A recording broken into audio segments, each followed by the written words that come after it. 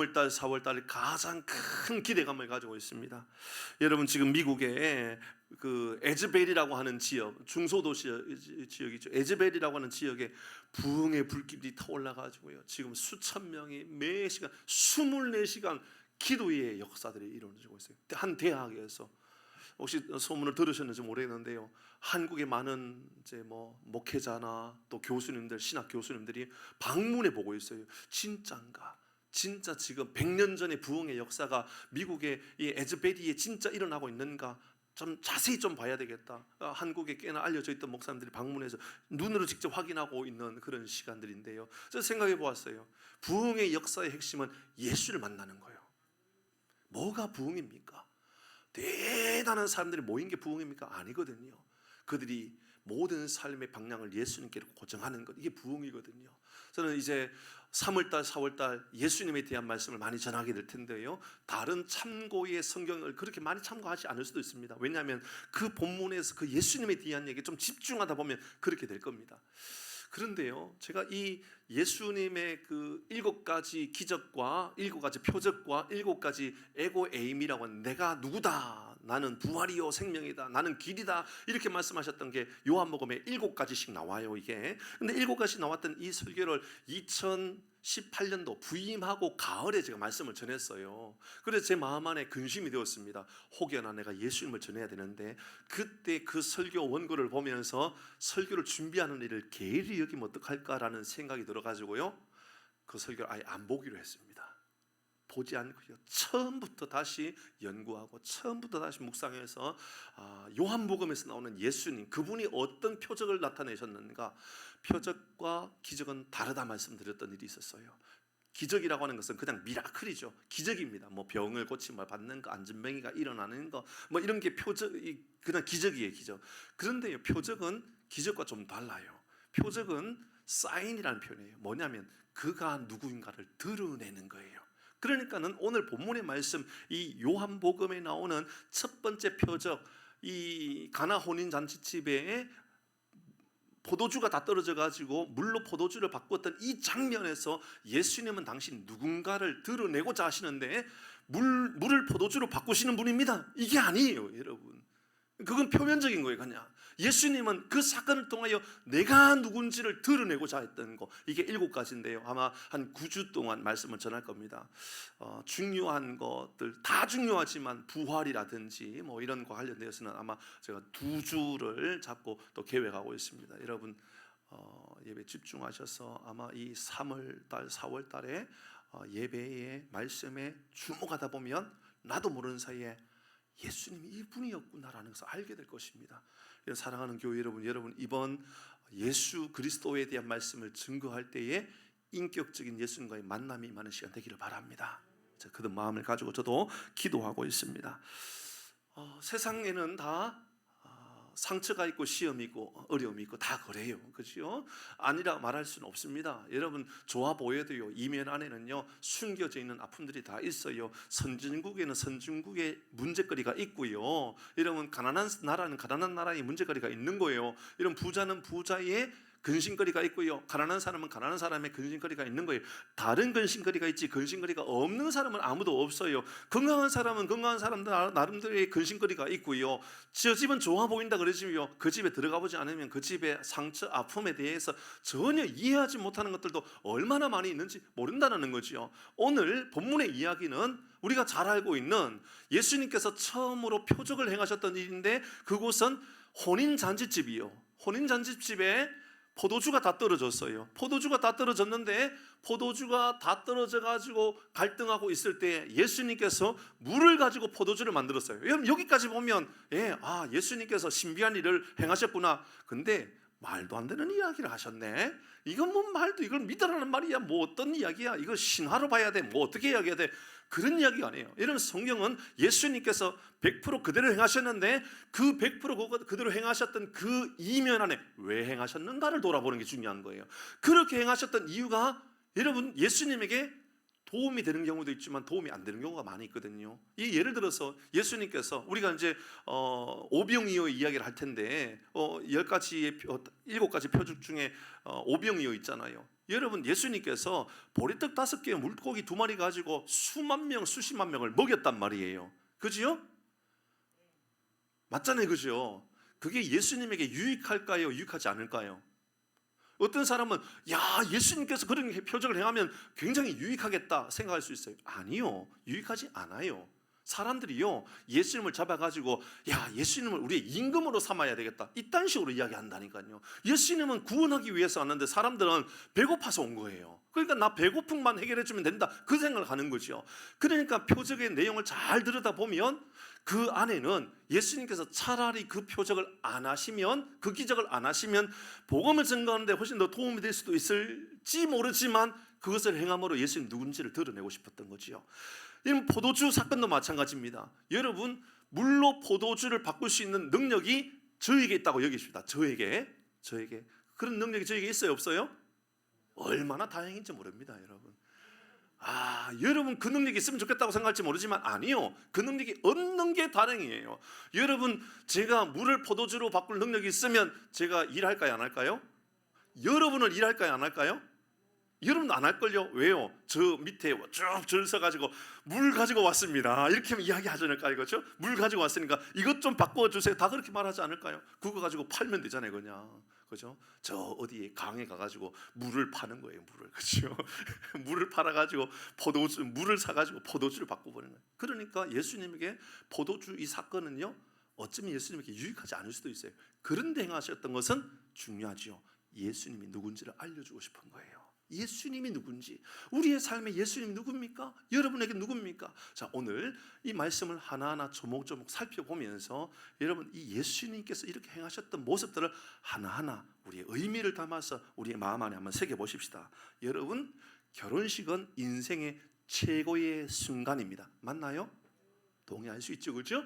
결혼식은 최고의 순간입니다. 누구도 부인할 수 없습니다. 인생 일대에 한 번의 결혼으로 나는 만족해, 그러면서 그 결혼식에는 많은 사람에게 초청을 하여서 많은 사람을 불러서 축하도 받고 싶고 또 만찬도 열고 싶고 다 그럴 겁니다. 여러분 아마도 그럴 겁니다. 이곳에 계시는 우리 어르신들 되시는 우리 장로님이나 집사님들, 만약에 여러분 자녀가 결혼한다 그러면 손님 대접이 궁색하기를 원합니까? 풍성하기를 원합니까?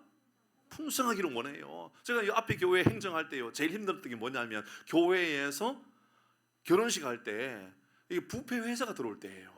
뭐냐 하면 좀 가진 분들은 좋은 것을 대접하고 싶은 거예요, 좋은 거. 그래서 음식을 보면서 아니 이 음식이 왜 있다냐고, 요 정도밖에 안 되는 것을 가져오면 제가 어떡하냐고. 그래서 교회에서 기준을 바꿔버렸어요. 뭐냐 하면 이제 모든 교회의 결혼식의 음식은 갈비탕으로 결정합니다, 이렇게 했어요. 문제가 됐을까요, 안 됐을까요? 문제가 안 된 것처럼 보이지만 문제가 심각해져요.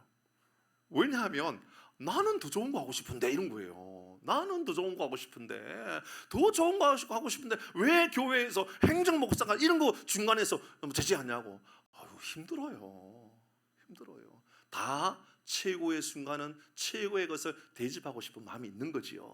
근데 당시에 이렇게 결혼식이 열려진 거지요. 그래서 많은 하객들을 불러서 축하의 시간을 가지는데 포도주가 떨어진 거예요. 이것은 이제 이 결혼식장에서는 모든 기쁨들이 사라지는, 손님들은 몰려왔는데 손님들에게 내줄 것이 아무것도 없는, 진짜 기쁨을 누려야 될 것이 사라졌던 그 순간이 된 것이지요. 여러분, 아름다운 시간이라고 생각했는데, 좋은 시간이라고 생각했는데, 그래서 어쩌면 이 포도주는 포도주 자체가 아니라 그들의 인생에 있어서 기쁨이라고 표현해도 되겠죠, 그죠? 기쁨이라고 생각했는데 기쁨이 바닥난 거죠. 행복이라고 생각했는데 행복이 바닥난 겁니다. 만족이라고 생각했는데 아니요, 하나도 만족이 없는 거예요. 그냥 궁핍함만 남아버리는 것이죠. 지금 내용이 그런 내용입니다. 재앙이 온 겁니다. 재앙이 뭡니까? 최고의 상황이라고 생각했는데 최악의 상황으로 흘러가 버린 것이지요. 어디서 어떻게 해결해야 될지 아무도 모를 그때가 되었던 겁니다. 여러분, 여러분의 가정을 한번 생각해 볼까요? 우리 가정도 우리 교회도 똑같아요. 알고 보면 가정도 교회도 오면 기쁘고 오면 행복하기를 원하거든요. 이런 우리 교회가 많이 부흥하고 있죠. 왜 그럴까 잘 생각해 보면 교회에 오는 게 피곤하고 교회 오고 답답하고 교회에 오면 시끄럽고 그러면 교회 가고 싶을까요? 가기 싫을까요? 뻔한 거지요. 근데 교회 오면 좋거든요. 괜찮아요. 대화도 나누고 식사도 같이 하고 나눔도 같이 하고 좋은 거예요. 그러니까 교회 오면 그래 내가 다른 건 몰라도 주일날 교회 가서 예배 드리고 은혜를 나눠야지 이런 마음이 있단 말이죠. 그런데 교회 갔는데 늘 장로님하고 목사님하고 막 큰 소리 싸우고 그러면 시끄러우니까 가기가 싫어지는 거죠. 여러분 가정으로 이 내용을 돌려볼까요? 가정은 어떤 곳이어야 됩니까? 축제의 장이어야 되고 기쁨의 장이어야 되는 거죠. 항상 포도주가 넘쳐나는 그런 장소. 가정 그러면 그래 내가 집에 돌아가면 그래도 따뜻하게 반겨주는 내 아내가 있지. 집에 돌아가면 우리 자식들 있지. 저놈들 공부는 잘 못해도 헛된 길로 가지 않으니 다행 아니야? 그래도 집에 가면 내 마음을 조금이라도 안심하게 해주는 그런 장소니 나는 집에 있어서 다행이야 라고 생각했는데, 그런 기대감을 가지고 결혼했는데 세상에 결혼하고 나니까 텅 비어버린 항아리가 된 거예요. 내 인생에 이게 뭐야? 내가 이러려고 결혼했나? 내가 이러려고 이 가정 세웠나? 내가 이러려고 저 자녀들 저렇게 학원 보내면서 공부시켰나? 저놈이 나를 무시해? 저 인간이 남편 되어버렸어요. 왜 저렇지? 저 남편이 내 편인 줄 알았는데 세상에 나가면 다 잘한다고 생각하고 세상에 나가면 친절한 사람이라고 생각했는데 그렇게 많이 들려지는데 왜 집에만 들어오면 원수처럼 우리는 지내고 있지? 여러분, 포도주가 동일한 겁니다. 이 포도주의 사건은 여러분의 가정 이야기죠. 포도주 사건은 남의 이야기가 아니라 인생의 기쁨에 동인한 가정 이야기요. 어떻게 해야 될까요? 여러분 적어도 당시에 결혼을 하고 축하할의 연은 최소한 한 2주 정도 했다 그럽니다. 우리하고 문화가 좀 다르죠. 뭐 잠시 여러분 결혼은 얼마 하죠? 15분 하잖아요. 15분. 심각합니다. 여러분 어떻게 결혼을 15분 합니까? 사진은 30분 찍어요. 밥은 1시간 먹고요. 와, 이게 뭔 짓을 하는 건지, 그죠? 여러분 제발 여러분 결혼할 때, 여러분 자녀 결혼할 때요, 여러분 목사님들 찾아가십시오. 그래서 말씀으로 양육시켜 달라고, 가정이 뭔지 결혼이 뭔지 알려달라고 꼭 그렇게 하셔야 됩니다. 여러분 그렇게 대충 해도 될 문제가 아니기 때문에 그렇습니다. 당시 결혼이 뭐 1주간 2주간 진행되는데 너무너무 경제적으로 어려워서 물질이 없을 경우에는 한 주 정도 결혼하고 마무리할 때도 있다고 그럽니다. 그런데 여러분 결혼식을 준비하는데 아까 말씀드렸잖아요. 넉넉하게 준비하잖아요. 그렇죠? 부족하게 준비하지 않는단 말이죠. 많은 것을 준비해서 잘 살아보려고 준비한단 말입니다. 여러분 가정을 잘 세우려고는 많이 노력한다고요. 모든 것 가운데 이 가정에 모든 것을 다 쏟으려고, 더 많은 것을 쏟으려고 애를 쓰는 것, 이게 일반적인 우리 삶의 모습이란 말이죠. 그런데 동이 나버렸어요. 기쁨이 사라져버렸다는 거죠. 더 이상 소망이 사라져버린 겁니다. 이런 낭패가 어디 있습니까? 다 준비했다고 생각했는데, 다 갖췄다고 생각했고 잘 되었다고 생각했는데 도리어 이것이 풍요가 아니라 궁핍이 되어버린 겁니다. 성경에서 포도주는 기쁨을 상징하거든요. 그런데 결핍이 왔다라는 거죠. 실망감이 임하게 되었던 겁니다. 예수님께서 왜 첫 표적을 나타내면서 기쁨이 바닥난 혼인 잔치집을 등장시켰었을까? 잘 생각해보면 이게 우리 인생이라는 겁니다. 우리의 인생은 끊임없이 풍요를 쫓아서 막 달려가는 거거든요. 기쁨을 채우기 위하여 막 달려가는 겁니다. 많은 사람들에게 우리가 말이야 이 정도는 살거든, 이 정도는 대단한 집이거든 드러내고 싶어서 몸부림치며 나가는데 나중에 그 채웠는데 이상하게 공허함이 오는 거예요. 바닥난 내 모습이 보이는 거예요. 있는데 없는 거예요. 내 집에 내 가족이 있는데 왜 나는 외로울까요? 나만 있는 거예요. 아무도 나와 대화하지 않으려고 그래요. 누구도 가족의 깊은 교제가 이루어지지 않는 것이지요. 여러분 이 집에 지금 보니까 항아리가 몇 개가 있었어요? 물 항아리가 6개가 있었어요. 대략 한번 좀 유추해 보니까는 그 항아리도 지금 비어 있는 것 같아요. 그러니까 예수님께서 그거 가져와서 물 채우라 그랬잖아요. 그죠? 그러니까 아마 비어 있는 항아리 같아요. 한번 보시지요. 물 항아리는 정결 의식을 위해서 사용했단 말입니다. 손님들이 왔을 때에 그 손님들의 손을 씻어주고 발을 씻어주기 위해서 왔단 말이에요. 그러면 그 항아리가 동이 났다는 것은 사람이 많이 왔다, 별로 안 왔다? 많이 왔다예요. 보시죠. 사람들은요 다 우와 대단하다, 이게 진짜 좋은 결혼, 이야 얼마나 잘 살까 했는데 알고 보니까는 바닥 나 있는 거예요. 다 속으로는 다 텅 비어 있는 거예요. 자전거 타다가요 봉크라는 말이 있어요. 봉크, 탈탈탈탈 틀려버린 상태를 말해요. 더 이상요 페달을 밟을 힘조차도 없을 때가 있어요. 저 평생 한 2번 정도 그런 경험을 해봤어요. 뭘 먹지 않고 살 뺄 거라고 막 100km를 막 달려보거든요. 여러분 20, 30km의 속도로요 100km를 달리면요 몸에 모든 걸 다 틀려버립니다. 페달을 밟을 수 있느냐 없느냐가 아니고요 서 있을 수도 없어요. 그때까지 타보기도 하거든요. 다 했다고 이뤘는데, 난 다 이뤘다고 생각했는데 알고 보니까 이룬 것은 커녕 완전히 봉크가 된 거예요. 타이어에 펑크가 나버린 거예요. 뻥 하고 터져버린 거죠. 지금 본문은 그런 내용입니다. 6개의 돌 항아리, 이 집은 아마도 많은 손님을 초대할 수 있을 정도의 많은 것을 갖추고 있었을 것이고 많은 사람을 나눌 수 있는 상황이었을 것입니다. 근데 뭐합니까? 지금 다 비어있는데. 자녀들 잘 키워놓으면 만족할 수 있을 거라고 생각했는데 아니요, 자녀들 잘 자라주면 다 채워졌다고 생각했는데 그때부터 이상하게 상실감이 드는 거예요. 낙심이 드는 거예요. 좋은 곳에 취업하고 나면 좋아질 거라고 생각했는데 아니 그때부터 이상하게 상실감이 드는 거예요. 주택을 분양을 받아서 청약을 넣었던 것이 당첨이 돼가지고 들어가면 잘 살 수 있을 거라고 생각했는데 들어가고 난 그때부터 싸움이 이루어지는 것이지요. 6개의 항아리는 우리의 삶에 각각의 다양한 이런 창고와 같은 곳이 아닐까요? 그렇죠? 건강이라고 하는 항아리가 있을 수도 있는 거고요. 그렇죠? 이러면 우리의 삶의 가정이라고 하는, 자녀라고 하는, 취업이라고 하는, 집이라고 하는 다양한 우리의 삶에 항아리가 있을 거예요. 이거 내 집 앞에 갖다 놓고 나 이거 이만큼 채웠어, 다른 사람에게 드러내고 다른 사람에게 내가 홍보도 하고, 그런데 펑크난 거 다 드러난 것이죠. 여러분 이때 마리아의 말을 들어보십시다. 마리아가 이 장면을 어떻게 말합니까? 3절 같이 읽어봅니다. 3절 시작.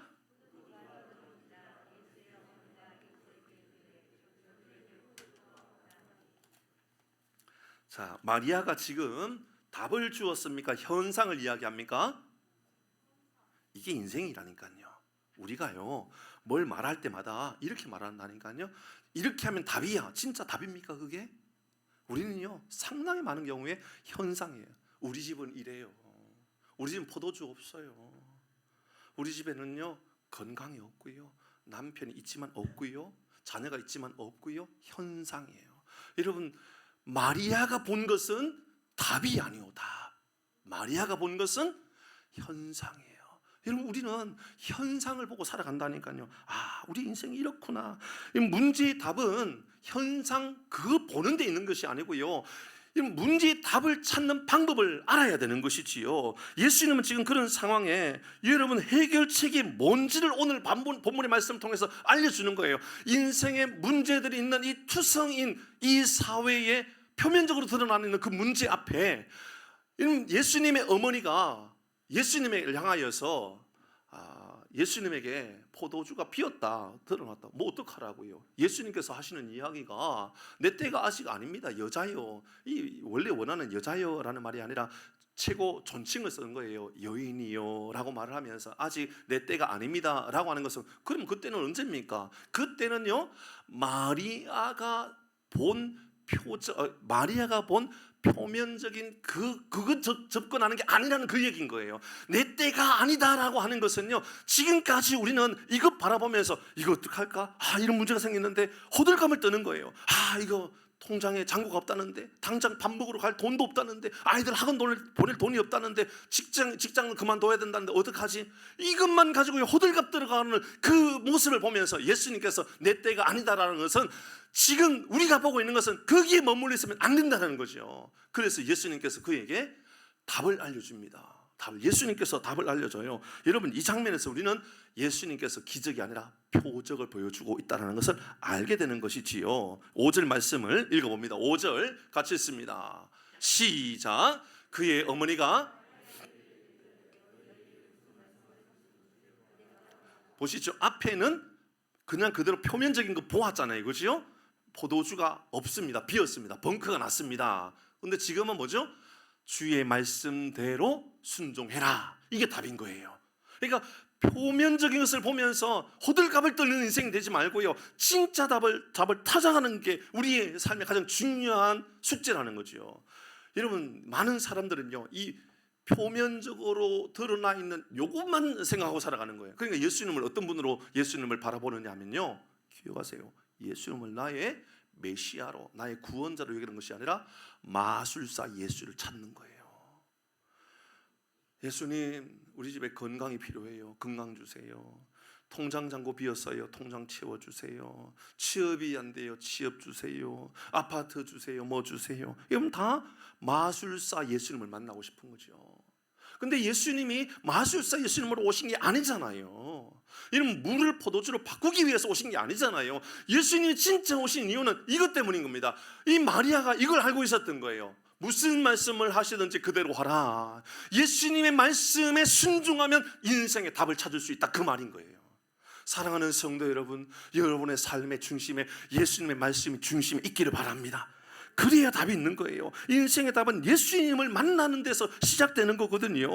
이러면 포도주의 즐거움이 아니라 예수의 말씀의 즐거움이라는 것이 우리에게 삶에 회복되어지기를 바랍니다. 그래서요, 6절 7절 이렇게 말씀합니다. 자, 이제 말씀하시고 나니까 이제 순종해야 되죠. 순종에 대하여 성경은 이렇게 말합니다. 6절 7절 시작.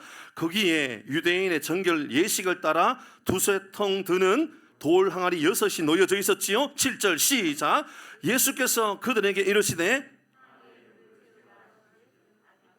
어디까지 채우라 그랬습니까? 에이, 왜요? 그런 말 없잖아요. 아기까지 채운 것은 하인들이 한 것이고, 예수님께서 채우라고 하는 것은 범위가 있어요, 없어요? 없어요. 이러면 이것이 복음이요. 뭐냐면 예수님 우리에게 기도하라 그래요. 그럼 기도하는 거예요. 어디까지요? 항아리에 아기까지 하는 거예요, 기도가. 이러면 기도 한번 하고 나니까는 끝. 그렇게 하지 말라고요. 순종은 어떤 거냐 하면, 이러면 아기까지 하는 거예요. 누가 해야 되는 거고? 내가 해야 되는 거예요, 내가. 사람들은요, 예수님께서 분명하고 특별하게 내게는 눈에 확실한 거 보여달라 그래요. 예수님, 나 기도 10번 할 테니까 들어주세요. 뭐 기도 예수님하고 협박하고 예수님하고 뭐 협의 보려고 그럽니까? 아니요, 그러지 마세요. 예수님께서 우리에게 선한 일을 행하라 그러면요, 그냥 하는 거예요. 어디까지요? 아기까지 하는 거예요. 그냥 아기까지. 여러분, 이 하인들이 기가 막힌 거예요. 예수님께서 말씀하시고 순종하는데 제한을 두지 않는 거예요. 우리는 제한을 두잖아요. 한 번 기도해보고, 2번 기도해보고, 3번 기도해보고 답이 없으면 한심하게 막 내가 신앙생활 잘못한 거라고, 내가 예수 믿으면 뭐 하냐고, 바뀐 것도 하나도 없고, 예수 믿으면 뭐 하냐고, 내 삶에 새로진 게 뭐 있냐고. 왜 그런 일이 생길까요? 자꾸만 예수님을 제한해 두는 거예요. 이러면 지금 우리가 두어야 될 것은요, 항아리 아기까지요, 어기까지 물을 다 채워넣는 거예요. 예수님 채우라 그러면 끝까지 채우는 거예요. 기도도 마찬가지고, 여러분 헌신도 마찬가지고, 그런 삶을 살아가는 거예요. 그게 믿음이요, 믿음. 믿음은요, 잘 들으셔요. 어기까지 채운다는 건 이런 거예요. 교회 안에서 말씀을 듣잖아요, 그렇죠? 교회 안에서 말씀을 듣는 거예요. 여러분 삶에서 말씀 듣잖아요. 여기까지가 믿음이 아니에요. 믿음은 세상에 나가가지고 아기까지 물을 채우는 게 믿음이요. 채우라 그랬으니까 눈치껏 대충 채우자. 항아리 6개나 있네. 와, 이거 어떻게 채우지? 그냥 반만 채울까? 그러지 말라고요. 우리 믿음은요, 아기까지 딱 채우는 겁니다. 아기까지 채우는 것. 이러면 이것이 하인들의 믿음이었습니다. 근데요, 더 나갑니다. 더 어려운 일을 해요. 말씀을 볼까요? 8절 9절입니다. 같이 읽습니다. 8절 9절 같이 읽습니다. 시작.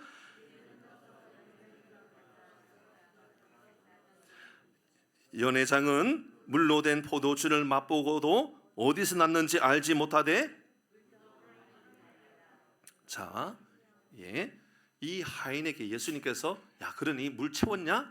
물을 떠가지고 연회장에게, 그러니까는 이 결혼식을 집행하고 있는 그 사람에게 이거 갖다 줘봐라 라고 이야기했습니다. 그럼 믿음은 이렇게 점진적으로 발전해 가는 거죠. 어떤 분이 이렇게 물었어요. 물은 도대체 언제 바뀌었을까? 물은 언제 변화되었을까? 여러분, 물을 어기까지 채울 때에, 항아리 아기까지 채울 때 물은 물이었을까요? 포도주로 이미 바뀌어 있었을까요? 모르죠. 뭐 아무도 모르죠. 그러나 대략 우리는 짐작해 보건대 그것은 아직 바뀌지 않았을 것 같아요. 왜냐하면 떠다 주어라 하는 것은 물을 떠다 주는 거였거든요. 물을. 그러니까는 아직 안 바뀐 거예요. 여러분 잘 생각해 보면 말씀을 듣고도 아직 안 변할 수가 있어요. 언제 바뀌냐면요, 그거 들고 세상에 나가가지고 퍼주기 시작할 때 삶을 한번 그렇게 살아봐야지 그때부터 물은 포도주로 바뀌는 거예요. 내 삶의 껍데기는 변화되어지고 알맹이가 변화되어지는 놀라운 역사를 경험하게 되는 거죠. 사랑하는 성도 여러분, 우리의 삶의 껍데기의 변화가 아니라 알맹이의 새로움이 나타나기를 주의 이름으로 축복합니다. 여러분 기가 막히지 않습니까? 이러면 어떻게 그거 합니까? 아니 물을 채우는 것은 할 수 있을 것 같아요. 누구나. 왜냐하면 하인이잖아요. 그 물을 떠다가 주는 것은, 하인은 포도주를 주는 게 아니라 물을 떠 주는 거였거든요. 물을. 그런데 물을 떠 주는데 이 연회장이 그것을 맛보는데 포도주가 되어 있는 거예요. 이게 뭘까요? 어떤 화학적인 반응은 언제 어떻게 나타나는 걸까요? 모르지요?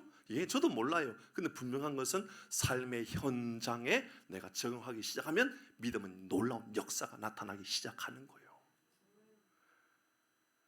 어떻게 살 것인가는 이제 여러분이 결정해야 돼요. 여러분 여기에서 말씀하고 있는, 여러분 예수님께서 가나 혼인잔치 집에서 물을 포도주로 바꾼 것은 물을 포도주로 바꾼 것이 아니라 인생의 변화는 이렇게 임한다는 것을 알려주는 거예요. 목사님 예수 믿어도 안 바뀌어요. 예, 안 바뀌어요. 예수님은 여러분이 바뀌기를 원하시는 거죠. 예수님 어떻게 할까요?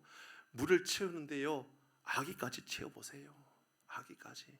그리고 그거 떠가지고요, 여러분 남편에게 떠다 주세요. 포도주. 옛딸 마셔라 이 아니에요. 여러분 어떻게 주는 거예요? 나는 물을 주었는데 예수님은 포도주를 바꾸어서 주시는 거예요.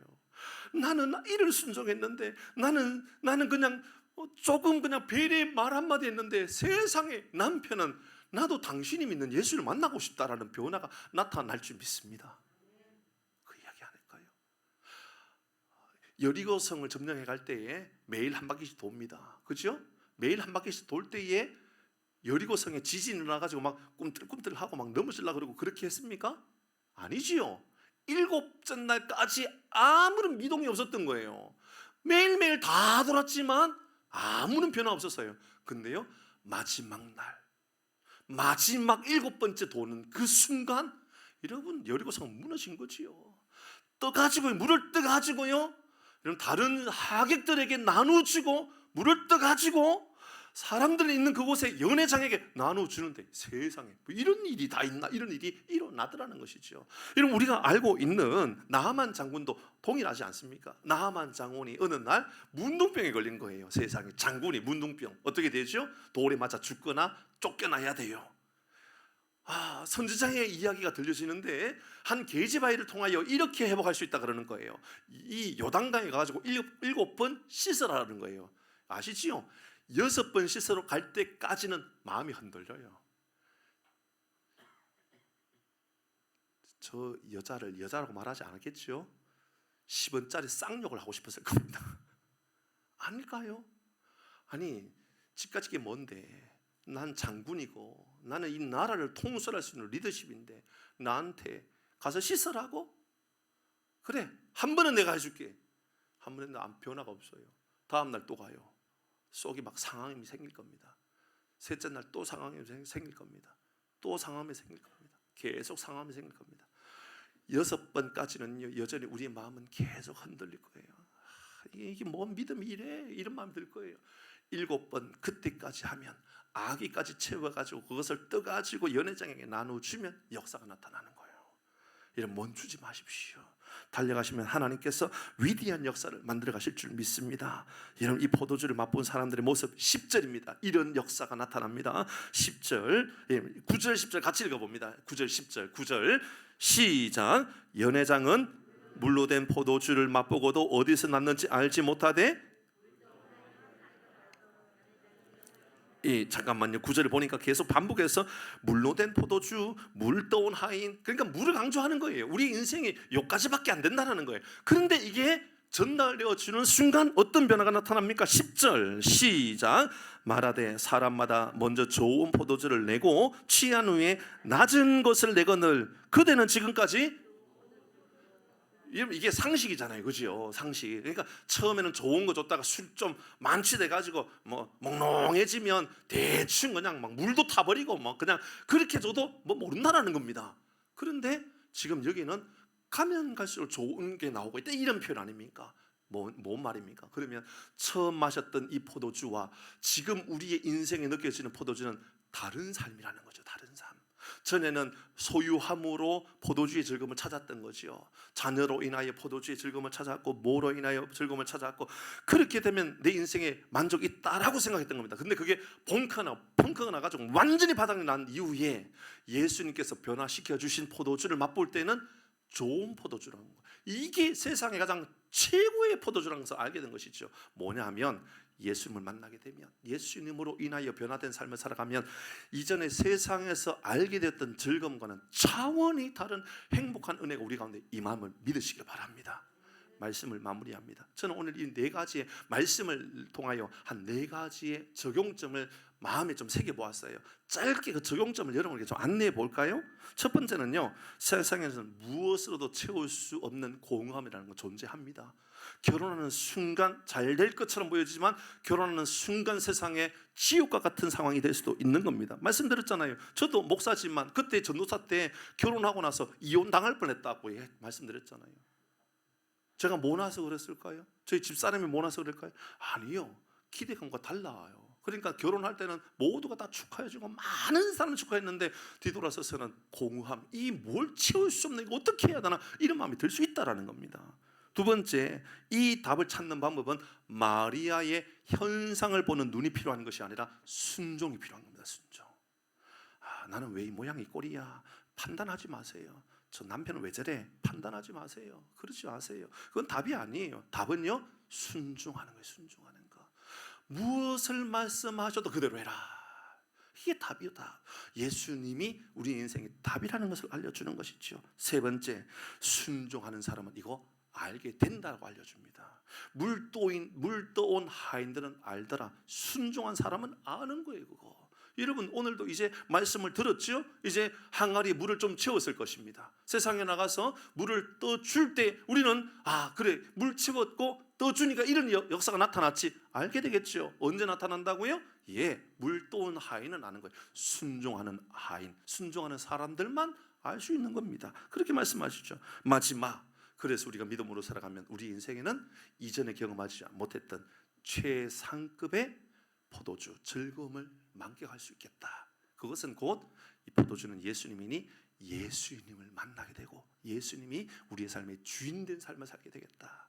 살아가는 성도 여러분, 우리의 삶에, 우리 직장과 우리의 이 가정과 우리 시장의 상인들에 이르기까지도 그리스도의 계절이 오게 되는, 그리스도가 주인이시고 예수님 우리의 삶의 가장 중심에 계신 분을 깨닫게 되는 은혜가 임하기를 주의 이름으로 축복합니다.